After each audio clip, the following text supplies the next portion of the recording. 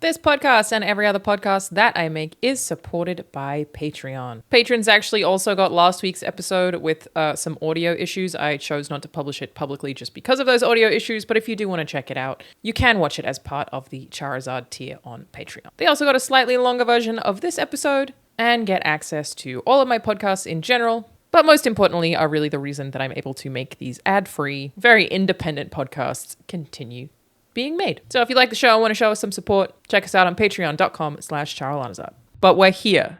Austin, you've been super busy. I have been, getting a Stray Gods out the door. Just 5 trillion loose ends to. What's your release date if you've put it out there? August 10. It is upon us. Oh shit! Okay, so close.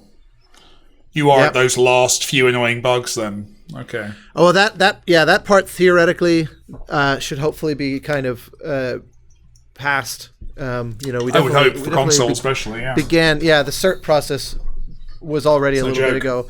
It's for me it's the runway of interviews and soundtrack album stuff. By the time this airs, we will have announced that I'm releasing 4 separate soundtrack albums to try to cast as wide a net as possible around the branching choice. Wow. So it's just like the sheer amount of mixing and mastering and editing and stuff. In terms of hours, does each album follow a narrative line? So do you have like one album where it's like you chose this kind of path and it's like following through, or is it more of a mix and match? No, it's so because the game has 3 kind of color-coded traits that you're choosing. Yeah. So I thought, well, because for the longest time I thought, I don't know if maybe there should be no album, because it's like just embrace the idea that you have to just play it to get it. And you were like, I need more work. Let's do 4. Yeah, exactly.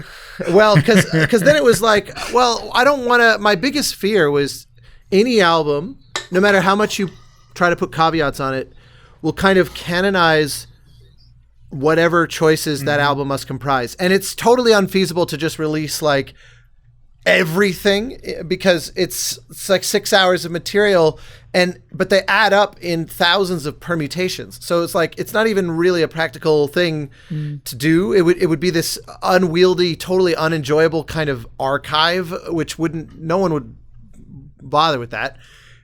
So I was like, after a lot of thought, I came to the conclusion 3 of the albums can be each of the 3 colors if you just only ever hit that the whole game. So it's kind of like drawing a triangle around the real game, because no one will play like that. Yeah, like it would be weird. It's following that one narrative line, basically, staying in one lane, basically, for the whole thing. Even then I had to make some subjective choices, because even under that umbrella, there's a lot of potential variation. Like, for example, there's optional romance character subplots and things, like in BioWare fashion. So I had to kind of make some subjective choices that seem to just naturally fit. But the bottom line is that it becomes this odd point of reference, because, for example, the red choice, the kind of antagonistic, aggressive way to go, I doubt there's more than a fraction of a % of players, assuming who are just gonna like at every single of the thousands of crossroads go, yep, that's that one again, that one it's again. It's always that one the again. least popular choice in every single choice-based game. Well, and bear in mind, good. People generally want to play fiction as if they're good. Yeah, well, and this what I liked about this one. This is total David Gator credit, is that it's not actually Paragon Renegade like Mass Effect. It's just like confrontational versus intellectual versus empathetic. So it really is 3 different styles, and they're mostly styles of reaction versus proactive. Someone says something to you, you can basically be like, fuck off, or you can go, I think I understand why they did that, and they're not good, they're not kind, they're just nice. It's exactly. It's outsmarting them, trying to understand them, or fight fire with fire. Kind of, you could think of it in the crudest term. So it's like, all right, a red album, a blue album, a green album that represent each of those 3 traits just 100% committed through. And then the 4th album is looking and seeing which like bits and pieces are totally omitted by across those other three, and saying, let me try to come up with a sample kind of seemingly arbitrary but not playthrough that kind of threads and avoids as much overlap as possible with the other three albums, so that between four I cover the most amount of possible material. Damn, dude. In terms of hours, Austin, would you say this is like the most you've worked on a single game? Like deliverable material, you mean? No, just in terms of like the amount of hours you spent working on this property. It might be, because it was 5 years, 3 of which were pretty full on. Yeah. I remember you talking about it when we were working on John Wick. I feel like you were in the very earliest kind of conversations back then, weren't you? Liam and I met at GDC and immediately were like, let's do this in 2018. But it really ramped up pretty aggressively towards the end of 2019.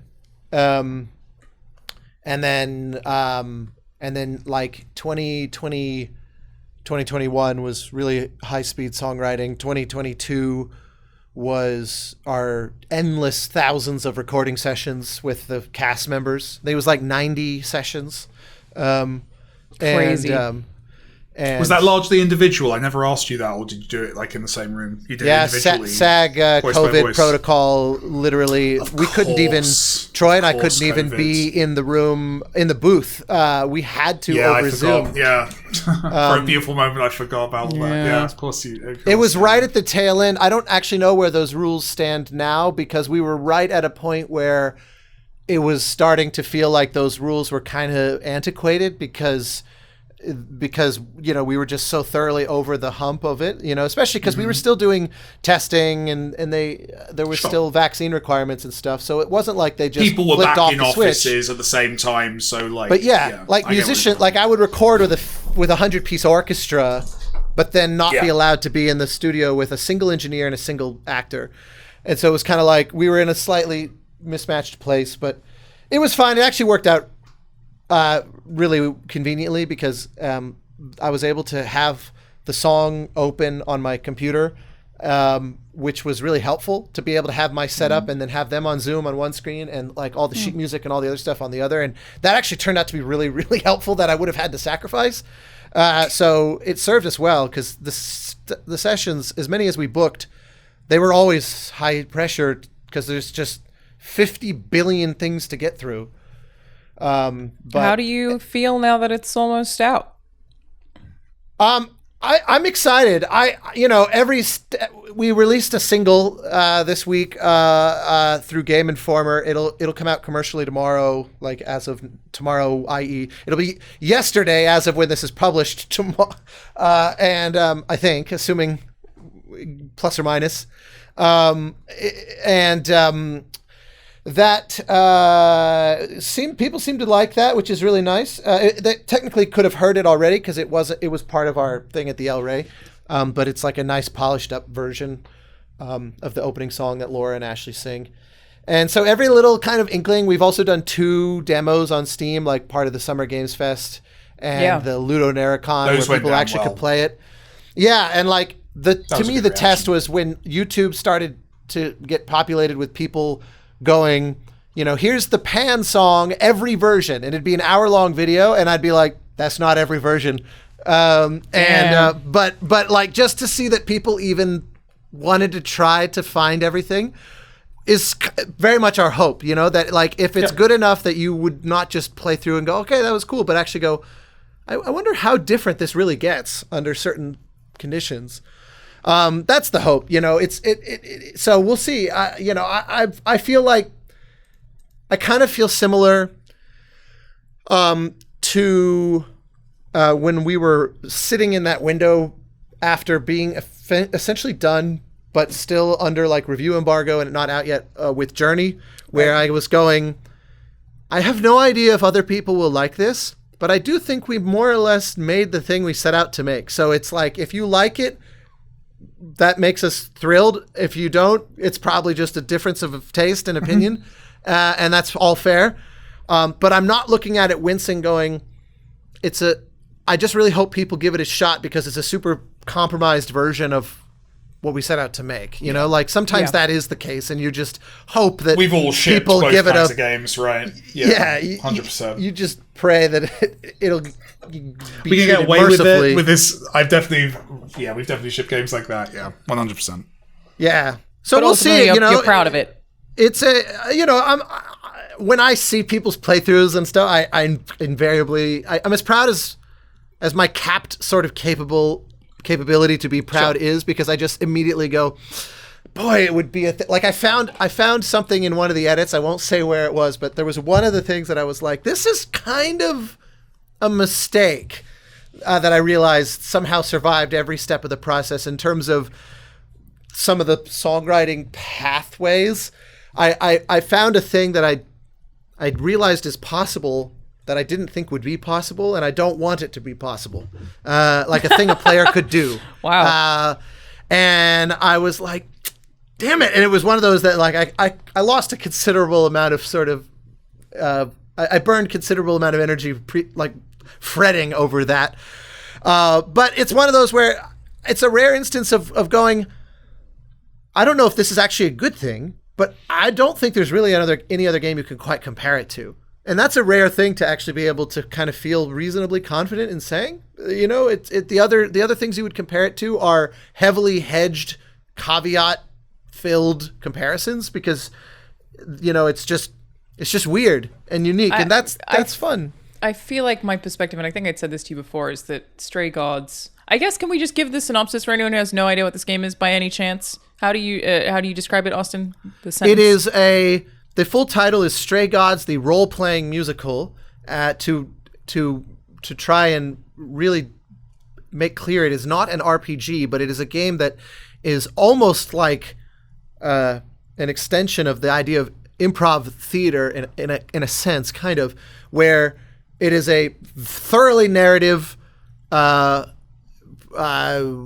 adventure, almost quasi point and click adventure in a sense, where you are solving a murder mystery of sorts, where your main character of Grace, played by Laura, has been accused of murder. You have a week to prove your innocence, lest the Greek gods of old execute you as the prime suspect, sort of guilty till proven innocent style.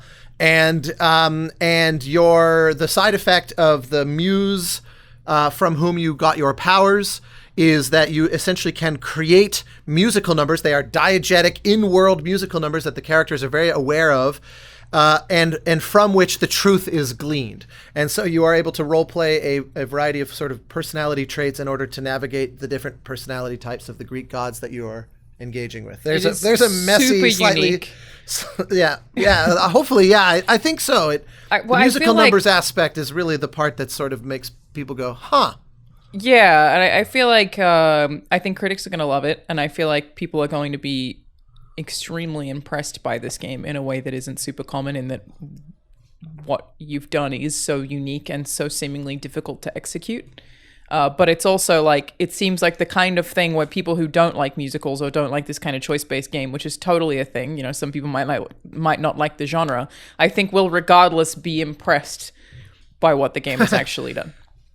Well, you know, we'll see. It was definitely a village, massive collaboration from a lot of folks. I certainly had an enormous group that I was kind of leading, just under the umbrella of the music, never mind the art team and, you know, animation, visual effects. David went from leading a writer's room or a writing team on a Dragon Age game, scope, multiple Dragon Age games, Knights of the Old Republic, that kind of thing, to being the writer, meaning every last fragment of text in that entire game had to come from him. So in a way, he went from a AAA game for which he had to do less work, and because it's a crazy lot. amount of writing, for a game that. But did you contribute to songwriting as well?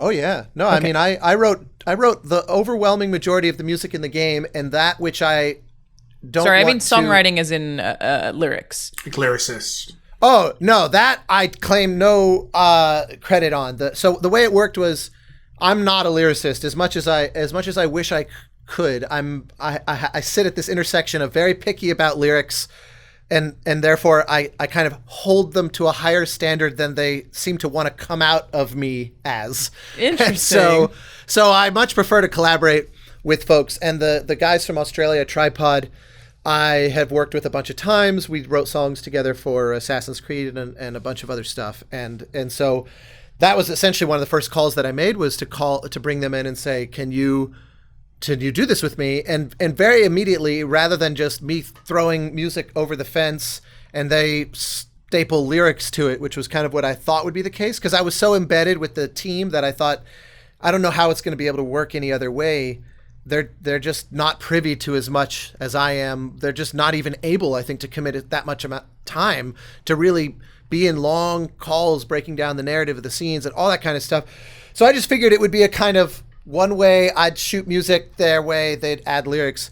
But they're a bunch of nerdy gamers, and they took to it so immediately that we almost became like a band of our own. And very quickly, it was just, we were writing the songs in every sense, top to bottom, together. And then the scope expanded so much that we had to split into sort of 3 strike teams, where the 3 members of Tripods, Jan, Scott, and Gatesy, and I each basically, I paired up with each of them individually. So Scott and I would be working on a song, Gatesy and I'd be working on a song, Jan and I'd be working on a song. So I was the kind of common ingredient across all 3 to make sure that everything was clicking. But then we were very much writing the songs together, and then I would sort of take that back to the team and represent it to the team. And then we brought on a 4th songwriter named Montaigne, also from Australia, where I continued that same pattern. So I went back, actually, everybody, they were bringing such great ideas that I went back to Liam and I said, I don't want this to create the impression that every last little note in the whole thing I sort of was be all end all with me. It was a group effort. They would change things. I would send them music. They would change it. Sometimes they would just show up with an idea and we'd play with it and I'd go, oh, that's really cool. What if we did this with it? And so I said, I wanted to just say songs co-written by all of us. And that my role was, in addition to composing, and of course I had to write a whole score as well in between the songs, but I was like, in it, separate from that, I said, I'm acting in a music director role, where, I had to produce everything and direct the cast and all that stuff. But there's definitely material in there where we kind of came up with it together. I wouldn't even really know how to identify who wrote what by the end, because it's like, well, I remember this idea came over and then I said, well, what if we placed it over here, and then I could kind of cut this part of it off and we could add this thing to it. And that's kind of complicated with song credits, right? Like, I know there are some game studios that now just do credits and they just do alphabetical. They don't even say who did what, which I kind of like. That game company did that on Journey, I remember. Yeah. It just listed, and it would be like the founder of the company next to an assistant, because they're alphabetic and nobody really knows anything. Which there are upsides and downsides too, obviously, but there's some downsides, but especially for people who are like trying to be credited for specific things for their own portfolio. Oh, it sucks for the careers of people who are not like above the line. And it's easier when you're part of a small team and you're interviewing somewhere for you to be like, well, I wasn't credited, but here's part of the portfolio of what I worked on or whatever. But I understand that credits for music can already be really complicated. Is there like a SAG adjacent kind of union who is specific to crediting with this kind of thing, or is it different because it's a video game? There's no sort of union angle on it for complicated judicial reasons, where composers are not unionized or even legally allowed to unionize in the U.S. It's insane. But there is a musicians union that covers all the non-composing aspects, but no game is really ever done under music. It's pretty much just for film and TV and live music stuff. Gotcha. But there are conventions for sure, and there are organizations like the Society of Composers and Lyricists and the Game Audio Network Guild and whatnot that do seminars and things at GDC, and there's definitely and also between composer agents there tends to be a little bit of a convention, and so for the 4 albums, what do your credits look like? I put on the album cover that I'm the music director and that the songs were co-written by effectively the 5 of us. Tripod, the 3 of them, Montaigne and myself.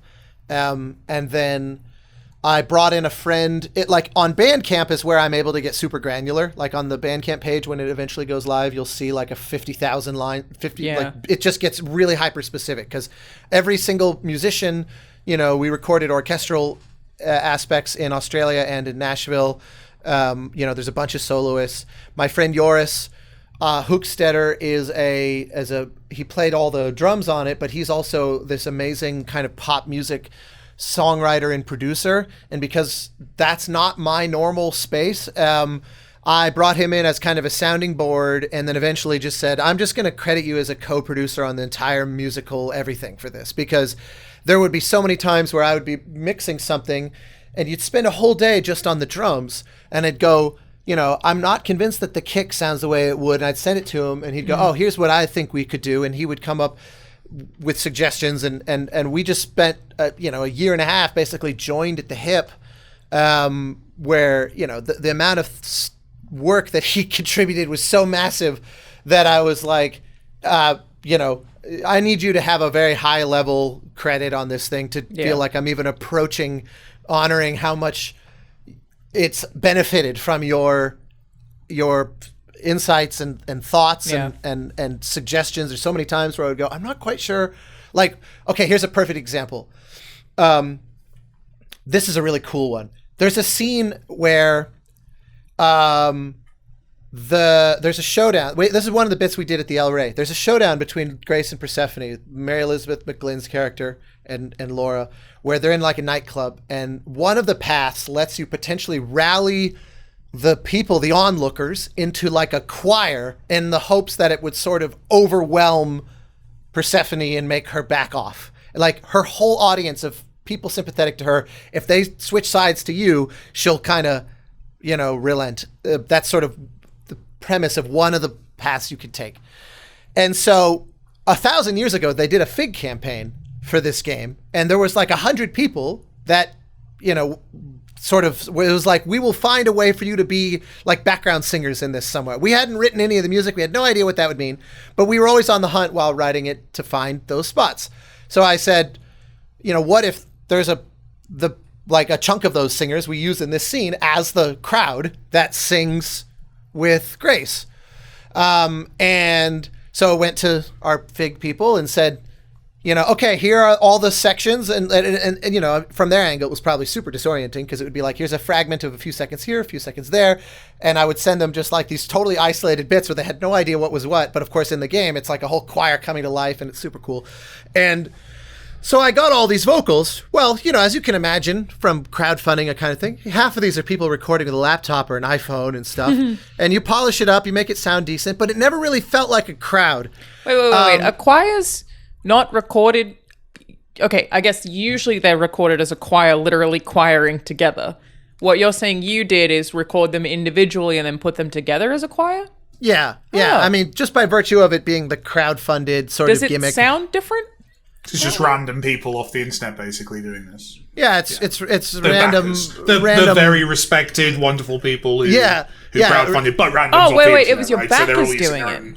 It was one of the laptops Fig. I didn't know that. That's so cool. That's such a good idea. We did 100 slots of if you want to sing backup vocals, as a credited member of like the sort of like. That's so cool.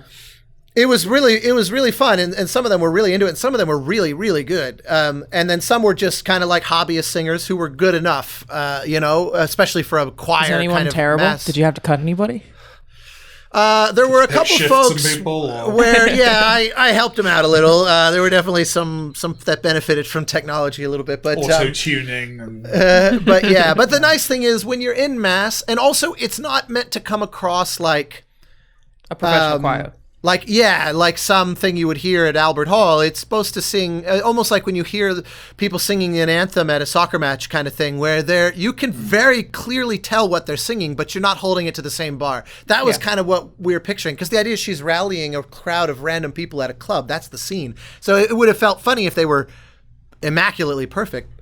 Obviously, in an ideal world, you get a choir together and you'd sing it in a studio properly. But we had this Kickstarter or this Fig thing, and so that was where we were going to be sourcing at least some of these vocals. I gathered other vocals other ways, but this was the main, like the meat of it. And there's history. People, if like 10 plus years ago, Eric Whitaker kind of cracked open the seal on this kind of a concept by creating this virtual choir. If you look up his piece Lux Arumque, he just put the call out online, and it was like a couple hundred people formed this pretty amazing choir. And it went very viral. He ended up giving a TED Talk on it. This was all ages ago. He's since done it a bunch of times, where each time it grew in popularity to the point that there's like tens of thousands of singers now on the ones that he does. And it's very, very cool. He has people record their webcams, so you end up with this sea of faces, like a literal virtual choir, all positioned like they would be, and they spend ages mixing it. And honestly, the biggest challenge with it is that there tends to be kind of room tone from people's computer fans and their ACs. And when 100 people all have that, there's quite a lot of noise. So you have to spend a lot of time EQing all that background sound. Yeah, because it adds up so much. So this was a perfect example where, you do all that, you sculpt it, and then you're listening to it and you go, it still doesn't read the way it's supposed to read. So I go to Joris and I go, I'm open to suggestions. And why he goes, didn't it read the way it wasn't supposed to? Like, what were you objecting to? It sounds like 20 people overdubbing together. You can feel how close they are to the mic. Like, if I'm doing this, you can hear the difference than if I'm here. Sure can. I hated that. Yeah, I don't blame you. Thanks, listeners. Thank you. Of course, the listeners won't really get too much of a difference because they're hearing That's right. that I always mic, forget you have two separate mics. Oh, okay. This one's just for you. So, close mic'd recordings are really hard to sell as being a crowd in a space. And so it just didn't read like a crowd in a space. And I tried a bunch of different things, and you can try adding reverb and all that, but it doesn't really quite do.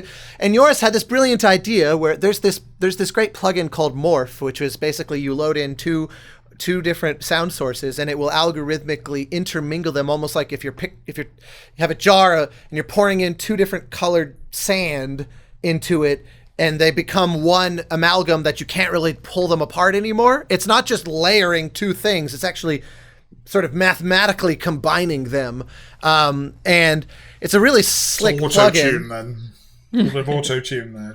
No, we combined this. We took the sound of the choir and made a single composite of everybody singing, and then using this plugin mixed it with literally just white noise. And this is the kind of thing that I wouldn't necessarily have thought of this, but it was great. You're cancelling out. You're kind of. It's one of those things we have to make it imperfect to make it believable. The white noise actually made it sound. It added room tone in a sense. So interesting. And so what it made it sound like is that they were in a big, giant, almost gymnasium kind of environment. Is the effect that had. No way. That's the kind of thing where I don't think I would have thought of that one. At least under the time constraints that I had, I certainly would have. But Joris goes, "What if we try that?" So that was like, this is why I'm crediting you as a co-producer. Is shit like this, where I just need a solution. I'm sitting here mixing the music and I'm not happy with it, and he goes, "Try this," and it was like freaking stroke. You of literally genius. don't know what the solution is, so how are you supposed to do it? Like I know in like Gran Turismo and Forza, they add imperfections to the cars because with no imperfections, they look less realistic. So I'm saying that's kind of a similar thing. As you are like. It's too perfect because it's too clearly comes from a microphone. It's such a weird thing. Audio Apollo 11ing.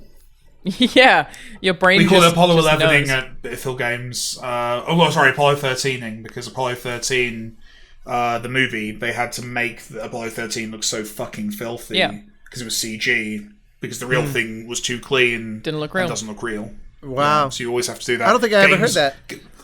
Video game graphics is largely about adding noise and dirt to things. That's what realism is. It's just noise. Just anything that looks imperfect, and this sounds like same thing done to sound.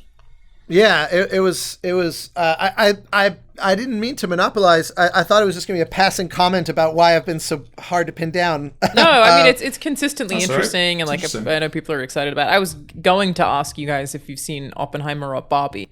Was what I was gonna go in with, but I don't mind talking about Stray Gods for an episode. It's cool with me. It's been a month since we've seen you, Austin. I know. Sorry about that. No, it's okay. I was shocked that not only both were as successful as they were, that both outperformed all the predictions going into the weekend as well. Very That good was weekend for cinema. Yeah, I saw an interesting statistic that as a point of reference, this was now the fourth highest Grossing opening weekend ever. But interestingly, the three above it were Avengers. It was like Force Awakens, Endgame, and Infinity War. Yeah. Which shows that just how colossal in a pre-pandemic world theaters really still were. That those films on their own were why the box office was, and it's the combined power of Barbie and Oppenheimer that rivals. Because I feel like with Barbie and Oppenheimer, you get every audience. There's nobody who's missing out except maybe little boys, quadrants. But like everybody else is there. And that's funny. I hadn't thought of it through that lens, but you're right. It's also a weird one though because I was like, "Whoa, it's so good for these things that aren't IP." Barbie's IP. Oppenheimer is a known man/event. It's kind of IP. I think you could kind of argue that the Oppenheimer IP is Nolan, who's like just developed such a kind of I'd see anything he makes brand in the to like he's so reliable. But there is an interesting thing where biopics are basically ownerless IP.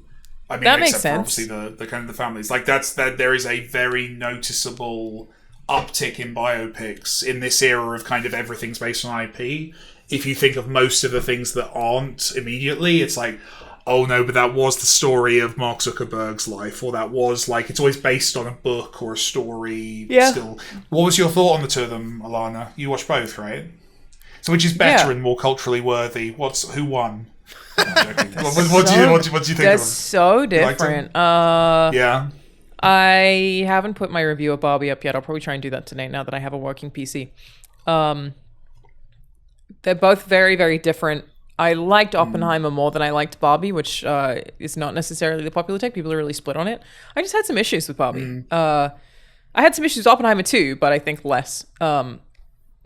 I think Oppenheimer had some issues with Oppenheimer. I'm As not he seen the movie, should have. but I assume from history, like, yeah. It's a really interesting movie. It's edited like it's a montage. It's so fucking fast, and it's non-linear because Nolan clearly likes that kind of storytelling. And there's just like one big thing. Can't keep pages in order.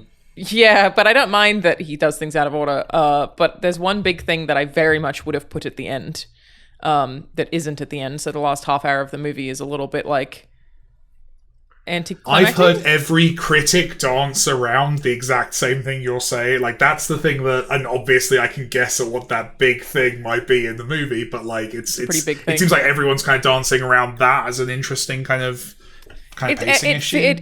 When you get to the end, it feels a little confusing, and then you're like, "What? Why is this still happening?" And I get why it is if I actually sit down and think about it, but it's. I'd be very curious to hear Nolan answer why he made that choice when it seems like an obvious flaw. My issues with Barbie are maybe that I went in with too high expectations, and that even the friends I have who've liked it, I was just talking to two of them yesterday, and you start asking questions, and they're like, "Oh, yeah, what?" I think it should have lent harder into being a silly, fun comedy, and I think the messages that it tries to send, it kind of fails at. And people are so split on it. Like I've seen, like, it's a movie that's teaching women to hate men, which I think is an absurd take. But like, even that, you could make a case for and against. There's a lot. I can't talk about any of it without spoiling the plot. But they're like, it's telling and interesting alone that you're saying that you don't think that that's the point of that film. But it's not. You can see how someone would arrive at that. Yeah, you can see how they would. It's confused. Get that takeaway. The movie itself is confused and has several messages that I think it doesn't really nail. It sort of feels like, again, I think if they had gone full comedy, the funny parts are very funny. Will Ferrell's hilarious. Michael Cera's hilarious. Ryan Gosling is absolutely incredible. But then, like, if it's a feminist movie, why is Margot Robbie crying for 2 hours? You know, I haven't heard that. That's funny. She cries like the whole movie. She doesn't. That's not what I would have expected in a like yeah. That I've heard that the marketing portrays it quite different from what it is, which is fascinating. Like everyone I've talked to has been surprised by what the movie actually was. Like, I've avoided spoilers because I'm looking forward to seeing it myself. But like, yeah, it does seem to be one that isn't matching what people's expectations are going. Oppenheimer, everyone seems like, yeah, it's exactly what you think it is. Pretty much, it's a Christopher Nolan movie about Oppenheimer. The only thing that Whereas got me about Barbie Oppenheimer was the seems editing was surprising. so fast. I didn't expect that. It honestly is like a montage. It's like a single scene doesn't last more than 30 seconds. At first I was like, oh my God, like it's so Because his films are fast. normally very stately, aren't they? They're very kind of loudly worthy. Like they take their time. They set up. Yeah, not always, but I mean certainly like they linger. Dunkirk, Yeah. is I haven't seen Tenet, but To me, Dunkirk was one scene. The strength of that film was that it felt like it was like Mad Max. Mad Max also to me felt like it was effectively a single moment that sustained for an hour and a half. I or love whatever. Dunkirk. I love that. It was mind-blowing. And I mean, I the love Prestige Dunkirk. I think is that really fucking similar. ticking just oh my So God. good. I think that's my rewatched favorite Prestige episode. like a couple of weeks ago. That movie gets better and better as it I was ages. so worried Like, you were going to say it didn't hold up, and I was like, no. No, I The loved Prestige. it. I genuinely like. It's one of those ones that the more times you watch it, because obviously there's quite a few like twists and turns in the Prestige, but like it those twists when you rewatch it a couple of times, it's not that like you don't feel smug watching it. You just keep Appreciating noticing it more? new layers you didn't see last time. It's brilliant. I should There's rewatch it. so I love much that going movie. on. For I don't know that there's any Nolan film, with the possible exception of Tenet, which was a bafflingly confused film from my point of view. so much better the second time when you're not trying to work out what the fuck is going on. Well, they Well, had quotes that's where effectively even the point I was they gonna said make. they didn't know what was going on. Nolan and Robert Pattinson both were like, I didn't know what was happening either.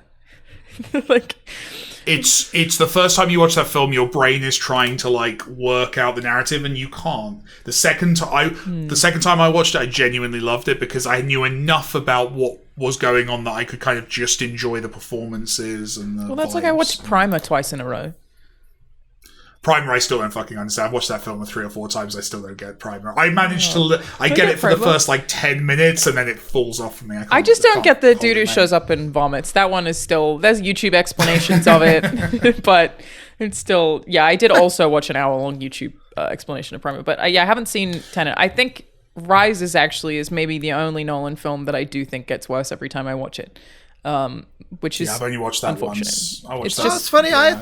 I always thought that I've seen that film twice, and I thought that I liked it the first time, and I remember going, the problem was he recalibrated our sense of expectation of what this kind of movie could be so outrageously with The Dark Knight that no movie will feel satisfying. And it has a few...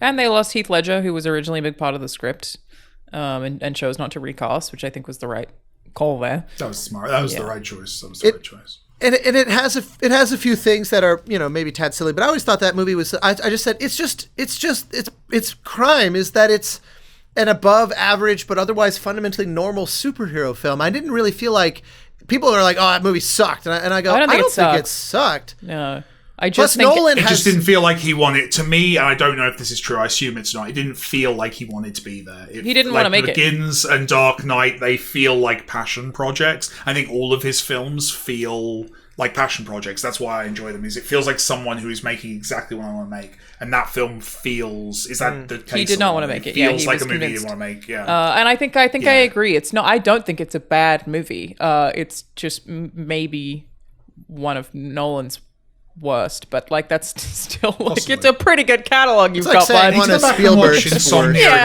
again. That's the one I've not seen. I've not seen Insomnia since it came out. That's the one. Following, which no one's seen, is genuinely. I have excellent. seen Following, Like Following's and worth going back. Oh, I would have put Following below Rises. That would be my least favorite of his movies, but maybe I should watch Really? that again too. Fair enough. But I haven't seen It Memento. might just be that I'm giving him props because like it was his first thing. You know, like, it might be. I might be being friendly there. I haven't seen it in a while either. So who knows? I was just telling Angela about Insomnia the other day. She hadn't seen it, and I've only seen it once, but I remember thinking it was really solid. I remember when I watched it back 15 years ago or whatever that that was. More than that, I period guess, where 20 years people ago. realized Robin Williams could do creepy. Yeah. Was excellent. There's double- like quite a few movies from the movies like 1 Hour Photo. 1 Hour right? Photo That and one. Insomnia came out right on top of each other, if I remember Yeah. correctly. And I remember That was going, a good period. yeah, this guy, 1 Hour Photo is such a deliciously creepy. I haven't even like, heard it's of a- that. What is that? Robin Williams, I imagine. It's the premise of Robin it is Williams. Yeah, go on. he plays a guy who works. It's one of those all beautifully dated films in its premise too. He plays a guy at like a Kmart or whatever that develops your film when you bring it in, and and it's just this, he's this very creepy guy that develops kind of like a parasocial relationship with the people whose photos he's developing. And it kind of goes from there. It's a thriller. But it's just, there's so many moments where it's just him smiling and looking at somebody, and you're like, whoa. It's just great. I remember thinking it was so good. There's a certain kind of comedian who just really pulls off creepy, and he nailed that. And I've always heard only good things about him. Like, obviously a good bloke, but like he could play creepy so well. Because I think probably a lot of people overdo it. I think there's got to be a little bit of subtlety in creepy. I think comedians as well are such consummate performers that I imagine it's very easy or not easy for them, but natural for them to kind of just go into that kind of uncanny valley. I very much feel like stand-up right? comedy is just another form of acting.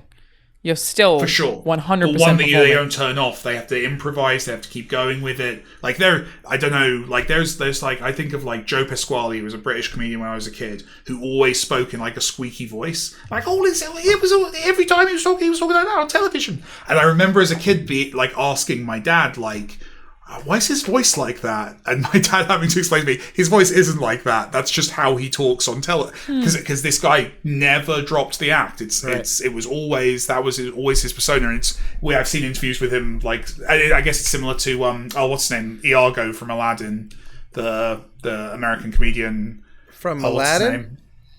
The parrot in Aladdin.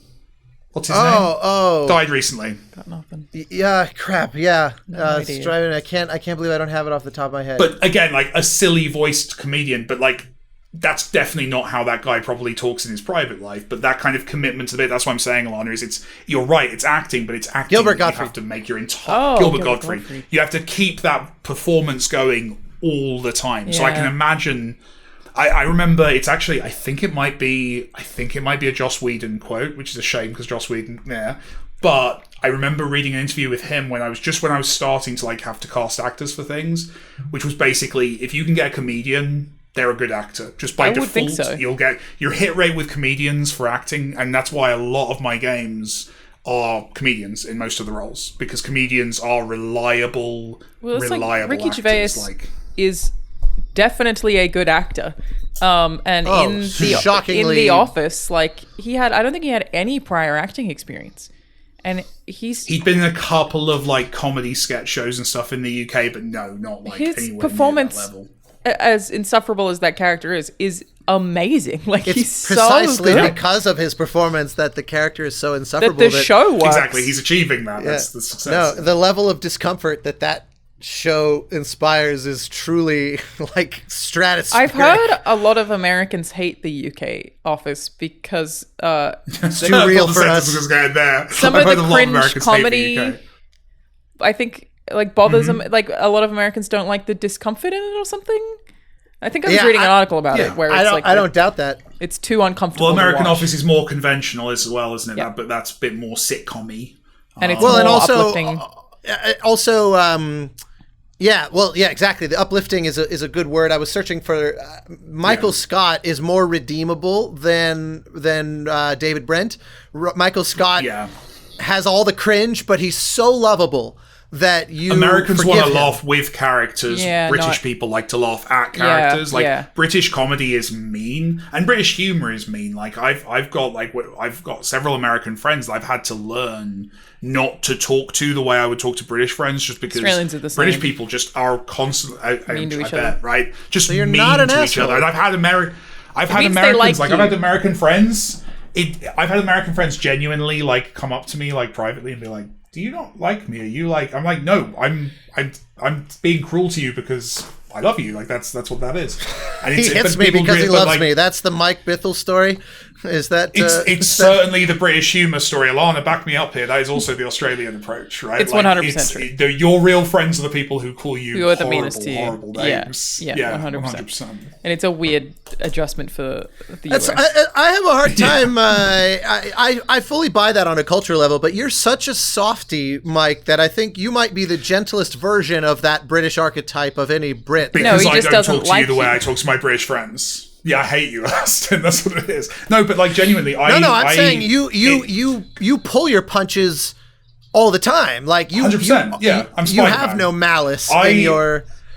It would be overstating it to call it code switching, but I 100% talk differently to Americans than I do to British people. Like, if like the way I talk to you, I would, like, I literally had a call with a British friend before this, and I was just, like, openly, like, mocking him for, like, every choice he'd made that day. Like, that's... British people are different. I feel like I've learned something pretty revolutionary. I need to see the real...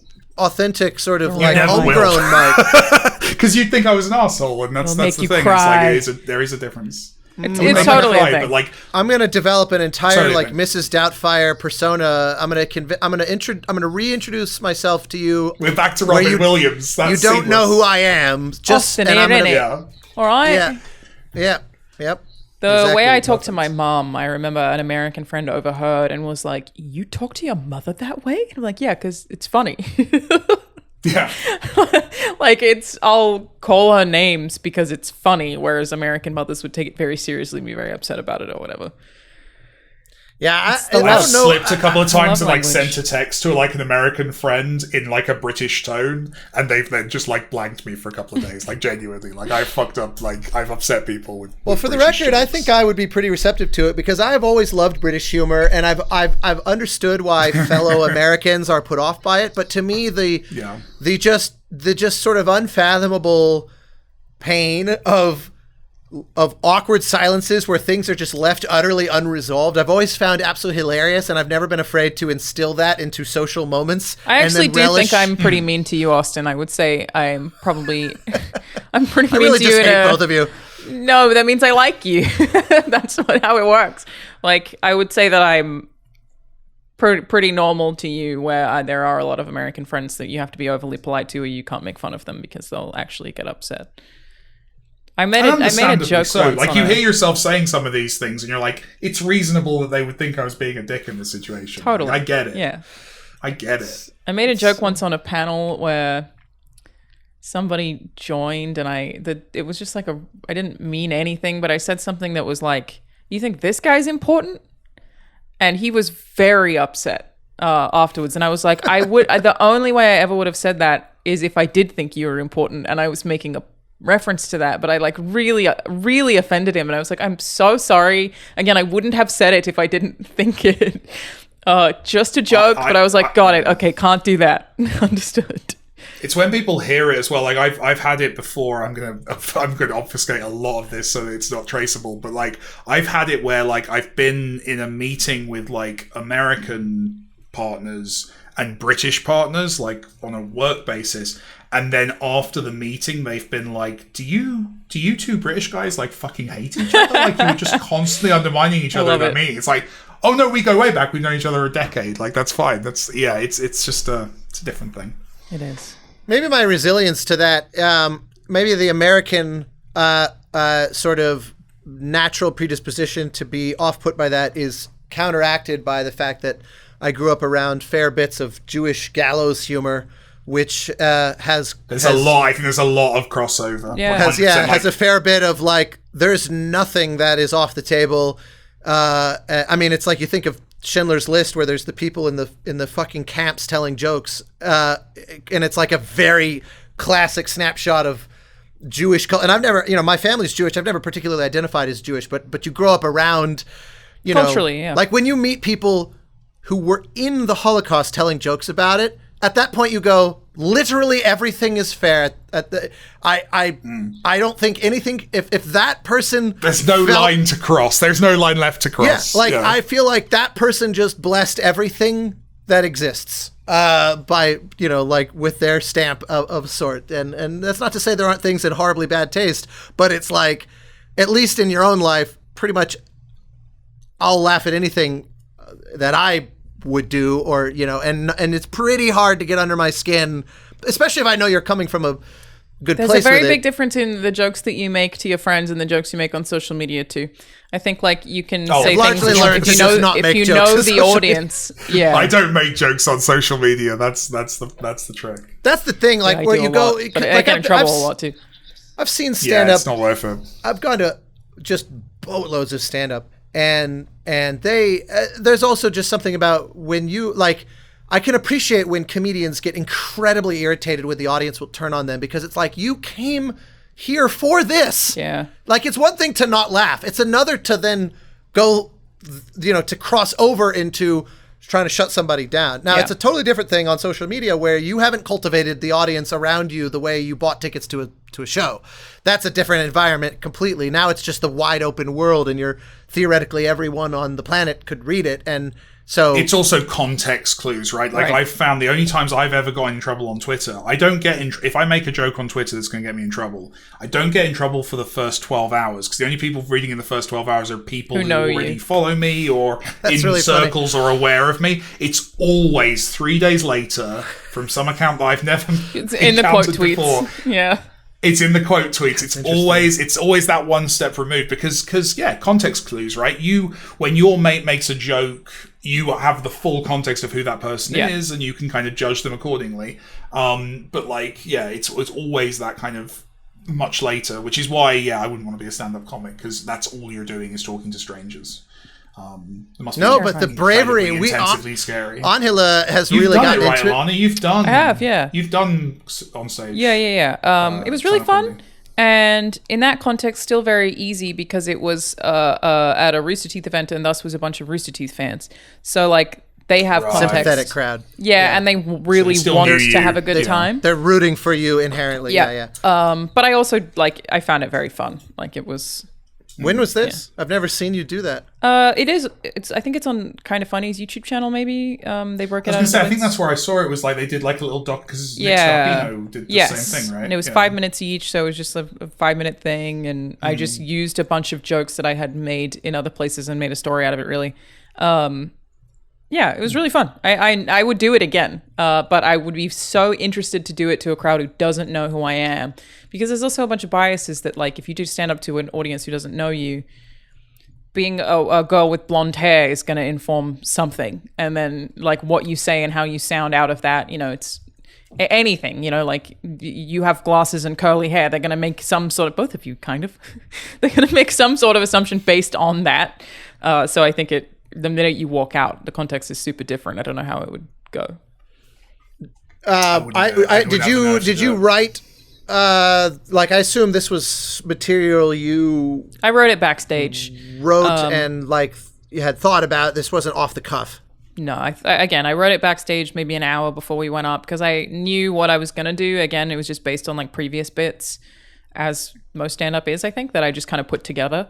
You just worked out the joins, exactly, how to kind of put the constructive. Yeah, and I had it on a notes doc, but I was comfortable doing that because most people that night did that, but I probably didn't need to do that. But it also gave me a nice out if I was uncomfortable, and I could look at my phone, which most stand-up comics also aren't allowed to do. In any case, I learned to. Yeah, go on. We have to end the show. Yeah, I gotta run. Oh, no. Me too. We did it though. Sorry it's a little short, everybody, but at least we made an episode. Look at us go! I'm Alanah Pearce. I'm a video game writer. That's Mike Bill. He's a video game director, and that's Austin Wintry. He is now a music director. Audio director? Straight gods. Definitely not an audio director. That means something very specific. True. Take the title. Maestro. I think you're right. An ingenue of the stage and screen. That's beautiful. My view. Wishlist the game and that. Yes. Aw, yeah. We'll hopefully see you next week. I don't know. Hopefully, bye. Not me. You two should see each other. Anyway, we'll talk about this. All right, bye. All right. Bye.